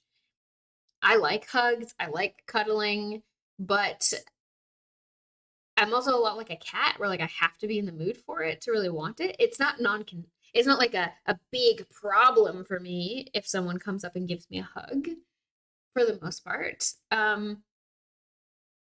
But I have to be in the mood for it. And so I love hugs. I love hugging people. I love cuddling with my friends. But I also need a little bit of warm up sometimes. And I'm, again, not always in the mood for it. And uh, sometimes it just makes my whole body go, ugh. However, with small children, I'm very flexible about that boundary, because toddlers and stuff, they don't really get it. Toddlers don't actually really understand very well yet that other people are different than them, like different, they're not the same entity as them, and that they might have different desires. And so it's very hard to set boundaries with toddlers, because they just don't have really the capacity yet to understand these things. So for me, a boundary that I like to ask for is like, I want to know if they're going to be children at an event I'm going to. So I at least have a moment to mentally prepare myself for the potential scenario in which I have little kids climbing on me, because I need to just sort of be like, okay, I'm ready for that. Now, if I get there and there are surprise children there, it can just be like, okay, I'm gonna take a second. Um, and it's very, yeah, important for me to be aware of, where are my boundaries on this? Is this a very permeable boundary or not? So clear limits can also really help. What is the line that can't be crossed? Like, this is what is the actual boundary here? Coming back to that example I brought up, you need to be more respectful of my time. what is the actual boundary there? What does respectful of your time actually mean? Does that mean like I need to be thinking about how long an ask might take you? Or does it mean you want me to stop being late for things? You know, it's difficult. Wisteria, you said, I latched onto consent culture when I came into the kink community, requiring people to sit down and talk about exactly what they want and expect, question mark. Yes. Why is this not the default? Toddlers are one of my greatest fears, Young Punked. I definitely can understand why. Aradin, the quarantine, I think, has made me rather touch sensitive, as I just haven't really been touched much, just in general, nothing romantic or sexual. Yeah, I think it's made me also less extroverted. Krellin, my first experience with consent as a cultural concept was in the kink community. I suspect almost all our current thought of on it stems from there, especially 50-year-old billionaire toddlers. Oh, yeah, it probably surprises no one, but Consent Academy was born out of the Seattle kink community. Um, that is where we came from. Almost all of our founders and even a lot of our volunteers now are mental health professionals in some form. Um, and yeah, there's also a big overlap between therapists and gangsters. I don't know what to read into that, but yeah, there's just a lot. So then, what is the actual boundary? What is the thing you actually want to set a boundary around? Is it I don't ever want surprise hugs? Is it I don't want people to hug me? Is it I would like to be asked before getting a hug? Is it, my time? Is it that I want somebody to let me know if they're going to be late or stop being late? Like there are things where like I can't say to somebody you need to stop being late though because that's not a boundary. I can't control this other person's behavior. What I can say is if you are going to be late and you do not let me know, I will only wait 15 minutes for you before I leave. Hi, Dr. Melody River. You said, I totally agree with consent and want to give it. However, how does one start to give boundaries if you are new to, say, kink type of behavior? Yeah, so we have a class actually coming up on this. That's an introduction to consensual kink. It'll be in the spring. If you check out our schedule, it's one we're very excited to teach. We used to teach this class. We hadn't had it on for a little while, but I think it'll be very helpful. But thank you, Aradin, for the website. Krellin, you said informal kink spaces, the parameters of an interaction are usually established before any scene is actually played, and the safe word is to make sure consent remains throughout. Yeah. So I would say if you've never really set boundaries before, take some time to do like the kink profile survey. It's like a bunch of questions that'll like kind of give you the score from like 0% to 100% for some different kink things that people like. I forget what it's called. It's like how dom or sub are you, or how much of like a brat are you, and like what kinds of play do you like. It's like asks you these questions. It's a pretty nice survey. And that's a good way to start to figure out, because if you've got these scenarios that are given to you that make you feel or ooh, that sounds nice, that will help you get a start to feel. It does sound like a BuzzFeed quiz. It's yeah. It will probably give you some information about where some boundaries might be. I also really just want to encourage people to understand the power of maybe.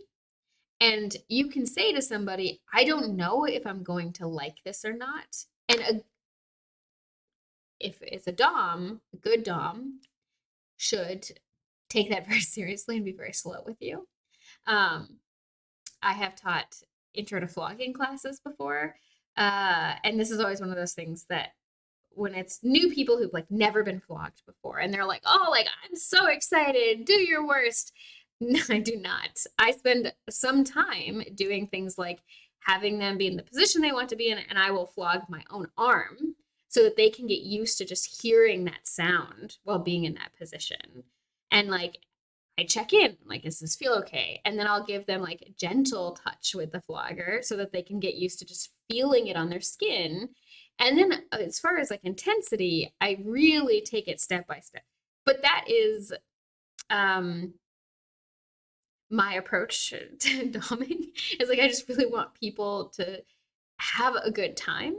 For me, like kink stuff is not actually sexual at all. It doesn't even go in that direction. It's like very meditative and relaxing, and I enjoy the sort of like minutia of it.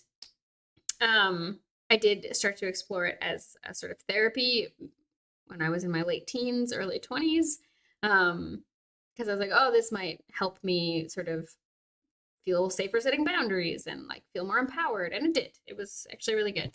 Um, and I found that I really enjoyed it. But yeah, so what I want to demonstrate with that example is it's about slowing down. It's about getting acclimated to things.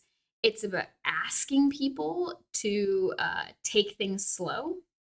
Um, if you can't take the class during the time, a lot of our classes are recorded. I'm not sure if that one will be, but yeah, and we'll also probably offer it multiple times throughout the year.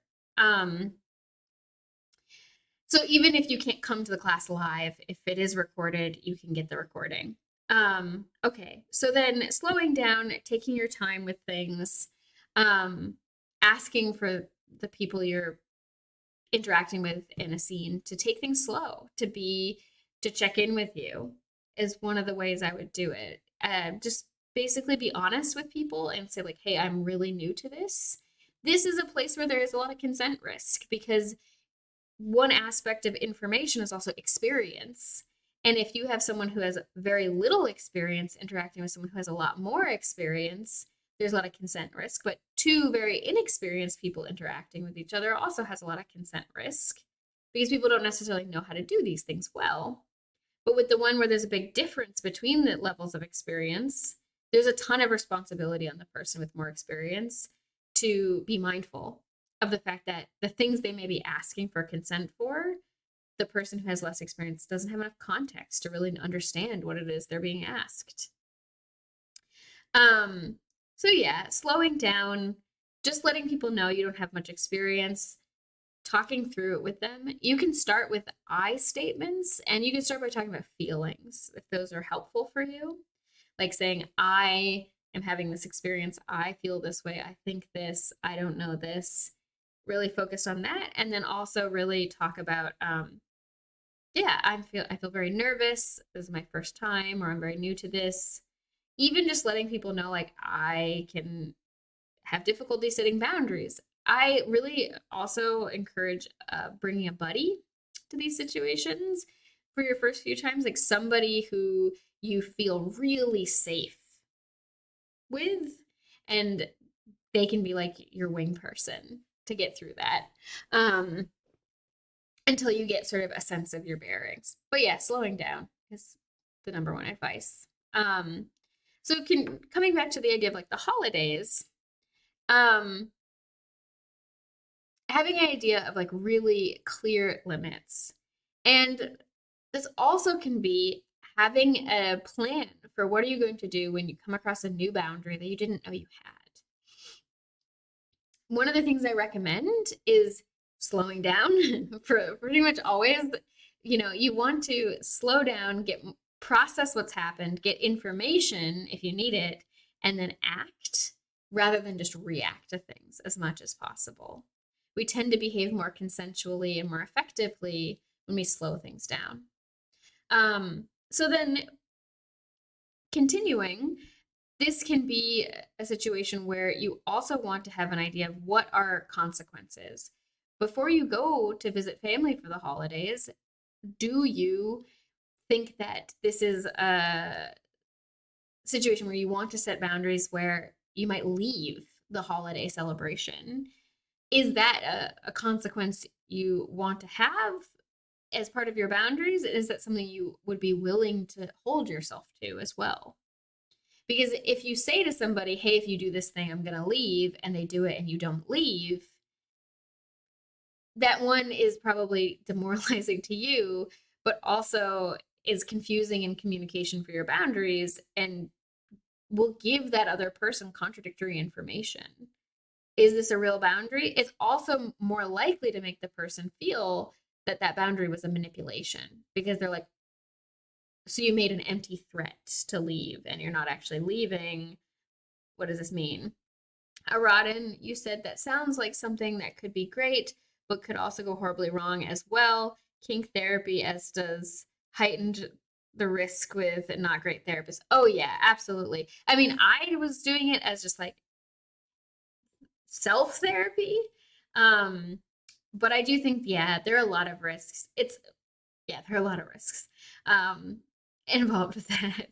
And even corrective experiences, kind of coming back to what I was talking about earlier in the stream, where people seek out experiences that remind them of painful experiences they've had in the past, and they want to rehash them, whether they're the person receiving the experience again, or they're actually this time the person with more power and they're creating the experience.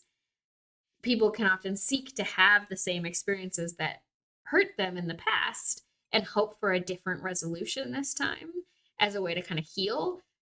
Doesn't often work. It can, but and they can be corrective sexual experiences or not. Okay, I need a sip and then I'll continue. Okay, so what are the actual consequences? Are you going to say, like, I will walk away from this person?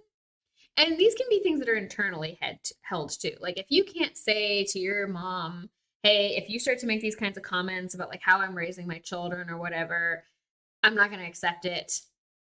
But you can decide for, she might not listen to you, right? She might then start being like, don't you realize I've sacrificed 10,000 years of suffering to raise you? Like, who knows, right? But you could say to yourself, okay, I want to set a boundary with my mother around commentary on how I'm raising my children versus what she thinks is appropriate. And I also recognize that I cannot have that conversation with her directly. It will not be accepted. You could try being very clear and very matter of fact. You could use some of the skills from the interpersonal effectiveness that is in the video Why You Suck at Communication. And thank you all for tolerating my clickbaity titles. But you could be very clear and very direct, but you could also just say to yourself, okay, I have this boundary, and here's how I'm going to enforce it for myself. If my mom starts to talk about this sort of thing, I'm not even going to react to it. I'm not even going to respond. I might just say something, well, bless your heart. Or I might say something like, yeah, everybody's got their thing. That's a way to set a boundary. Those are like non-statements that kind of shut down a conversation are a form of boundary. You could also just say, get up and walk away. You could say, like, I can't tell my mom. She will not respect this. My priority in this moment is to maintain my relationship with her or to have, survive Christmas.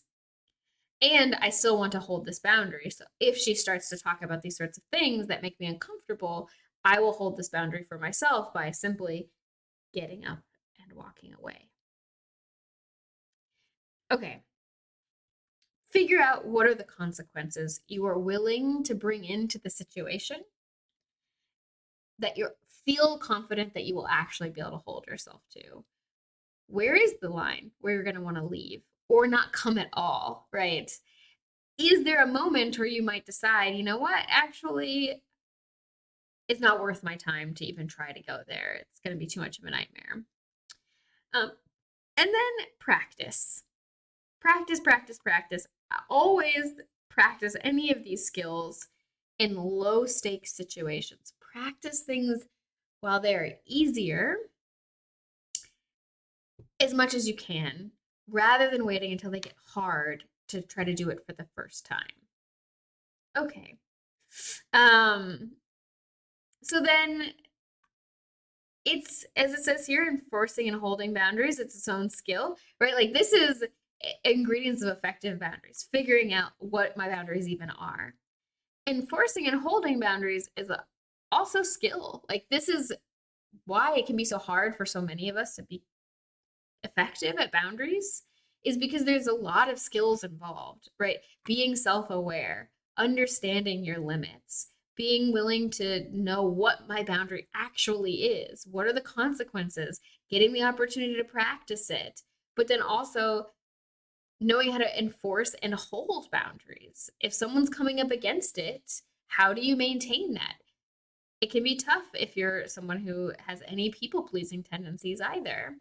Um, so it's important to know how boundaries are enforced or held, for you to be able to hold your own boundaries, to recognize and honor the boundaries of others, to not, or to be able to teach and model appropriate boundary holding for young people around you. And not everyone is going to like or respect your boundaries. This is really important. It's sometimes people can be afraid of negative reactions to their boundaries. And I'm not talking about people being afraid of like violence or danger, but just sort of negative responses. People being angry, people being dismissive, people just straight up not respecting it. That should not stop you from setting a boundary that you want to set as much as possible. And one of the things that helps me a lot is to go into the situation trying to already let go of the idea that for this to be effective or to be good or to be right, it has to be perfect and there can't be any pushback. It's the same with like, um, any activism that I do.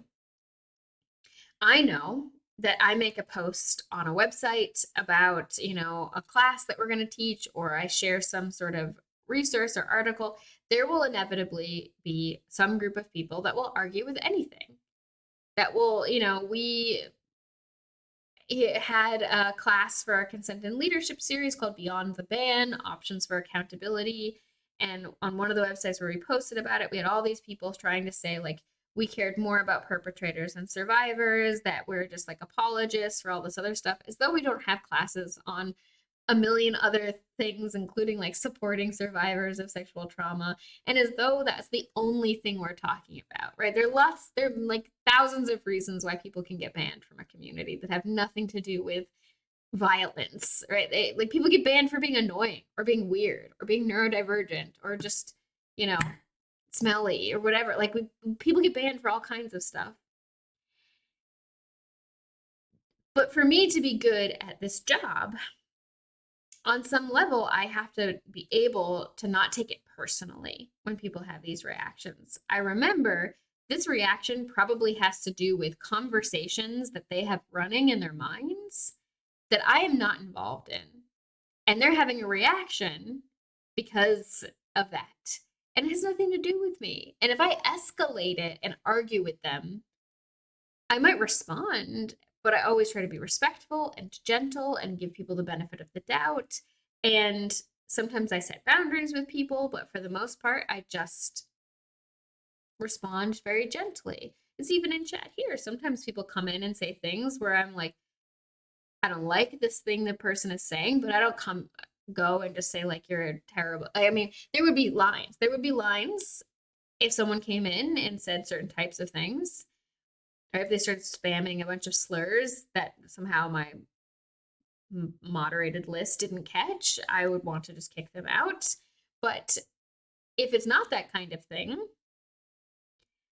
I'm much more likely to give the person the benefit of the doubt and just respond to it gently and genuinely rather than have this big reaction. But one of the ways I'm able to do that is because I also try my best not to take it personally. And so when we set a boundary, inevitably we're going to have experiences where people don't like the boundary that we set. People are going to be annoyed that we've set this boundary. People are going to get angry at us. It's okay. That's their feelings. Those feelings are their responsibility. It is not our responsibility to never annoy or anger anybody. That's just not. Let's see what all you're saying in chat. Aradan, oh yeah, I imagine there are lots of things that could be therapeutic but still aren't therapy. For sure. This is also why you should never flirt with or try to discuss potentially sensitive topics with any kind of employee if they can't just walk away. Definitely agree with that. Um, Paladin argue with anything? That's not true. This is a joke. Um, yeah, so, it's people will argue with anything. I just don't take it personally. If I did, this job would be way too stressful. Because running an organization that's like talking about these things that are so sensitive, people get really a lot of feelings. Okay, so continuing, there are lots of reasons for why someone doesn't pay attention to another's boundaries. Some will try to make their dislike or dismissal about you uh, or what you communicated. So sometimes people will say, like, I am not going to respect this boundary because you are this and you are that. If these things come up, you can set a boundary with that too. And you can just say, like, I understand that you have these feelings and this is still my boundary. You can validate them without agreeing. I understand that you have these feelings and this is still my boundary. Or they might say, I'm not going to respect this boundary because of how you said it. I'm not, you can have a conversation with somebody in good faith around how they communicate and set boundaries. That is not the same thing as then not respecting that boundary because of how they set it. If somebody sets a boundary with me and is an asshole while they do it, I still need to respect the boundary. I can have a conversation with them later about how they were an asshole. And you have every right to hold your boundaries, but that doesn't make doing so easy. To hold boundaries, you must occasionally be willing to lose connections or relationships. You need to be able to believe in yourself and your own worth. You need to state the boundary for the first time if you haven't told that individual before. If needed, restate the boundary and emphasize the consequence. Enact the stated consequence. Remember, a consequence is about what you do, not about what you want the other person to do. So that's the difference again between a boundary and an ultimatum or any kind of manipulation. I can't say, if you cross this boundary, you have to do this thing. I can't say, but I can say, if you cross this boundary, I will no longer do these other things. I will no longer talk to you. I will not stay at this party. I will not go on this trip with you. Um, oh, thank you, Jan, for joining. Have a good rest of your evening. I'm almost done too. I should get going soon. And so, you know, you have to also be willing to think about how you can leave and disengage the situation. There will be times where you believe the relationship with a person is more important than your stated boundary. So again, you might want to prioritize maintaining the relationship over maintaining your self-respect. It's totally legit to do that, but you want it to be an active choice. So take time to consider if your boundary is good or if it might need to be changed. State a new boundary more in line with what you want and consider the relationship with that person. It might not be good for you and you might be better off without it, but that's something only you can decide. Not other people can't decide that for you. Okay. Why is this like one piece of hair just like refusing to go with the rest? Just keeps going in the middle. So here are some phrases you can use to state your boundaries. Blank is not okay with me. I won't allow to happen to me or around me. Stop, no, no more, etc. That's to state the limit. And then the consequence is you want to make sure you use non-judgmental statements. You don't want to say only bad people do this or only assholes do that. You want to say what you are going to do, not what the other person needs to do. If you continue talking to me in this way, I'm going to hang up the phone. If you bring up this topic of conversation, I'm going to just walk away from you. If you continue to do this, I will do this. You want to use direct and honest statements, non-judgmental, me-centered like I language as much as possible. You want to keep responses consistent as much as possible. People will also feel more comfortable with you and your boundaries and also setting boundaries with you if you are consistent in what your boundaries are and how you respond to them. It's not always easy, and these things can be very fluid and very flexible. It's not an inconsistency to have different boundaries with different people. There are some people for whom I am not uncomfortable with them just opening my fridge and getting food out of it. And there are other people where if they did that, I would ask them to leave my house. That is not a contradiction. That is the nature of the relationship I have with these people is different. And you want to take responsive action or enforce your stated consequence. So this is basically where I want to leave it. These are some tools we can use. This is some prep you can use for before the going into the holidays. And I want to give you all a couple of things that I saw on Reddit that I found very interesting that you can all take a look at and think about commenting on from a consent focused perspective. So this one, my brother, a 45-year-old man, is coming for Christmas, and I, a 31-year-old man, no longer want to attend.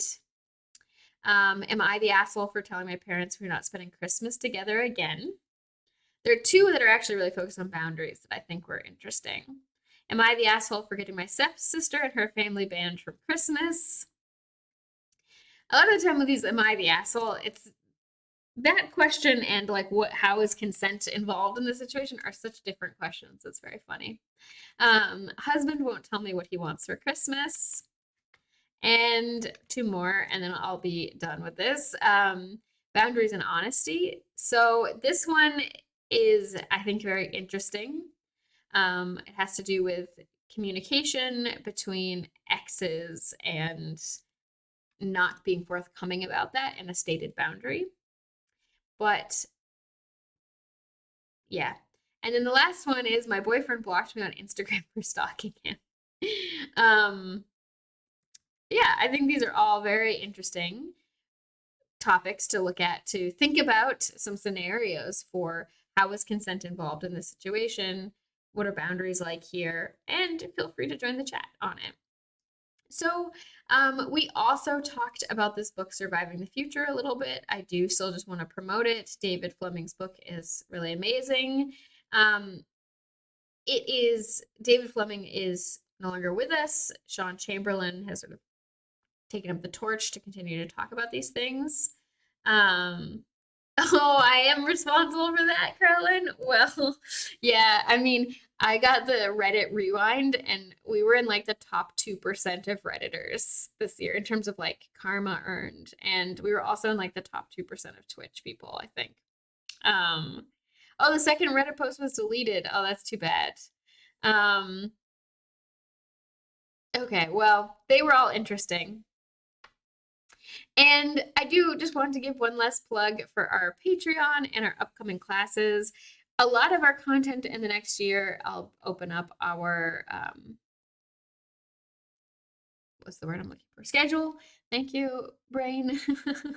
Our consent chats now have a $5 price ticket. Inflation, I'm sorry. But our consent basics and our discussion groups are always free. How to make a good apology is one of those things that seems really simple, but this class is really good. I think that it's really helpful. These discussion groups are going to be moving to monthly, although I think the BIPOC one is not monthly. So check them out. And we have an accountability series coming up, including one of the classes is how to make accountability pods. This is something a lot of people have heard about as the ideas of transformative and restorative justice become more buzzwordy. A lot of people have heard about the idea of an accountability pod, but how do you actually make one? And an accountability pod is basically a good question to ask about that is you might have people who you could go to if something bad happened to you who could help you deal with it. But who could you go to if you caused harm or did something wrong? Who would help you take accountability for it? That is basically how you create an accountability pod. And we do have our consent and leadership series starting up again on January 25th. And I really do recommend this series. You can check it out. And it will give you a lot of tools that will make you, even just in the workplace, better in leadership. So that is all that I've got for today. I don't know if I will be back on Tuesday or not. It depends on how tired I am. I do think I will want to stream some just chill, hang out, probably play some Elden Ring or another video game once or twice this winter between now and the new year, but no promises. Again, it just depends on how busy I am and tired. But keep a lookout on our social media and Discord for updates about streams. I will probably be back on Tuesday because I still have more I want to talk about friendship. Um, and I hope you all have a good rest of your day and a good weekend. And I'll talk to you again soon. Bye.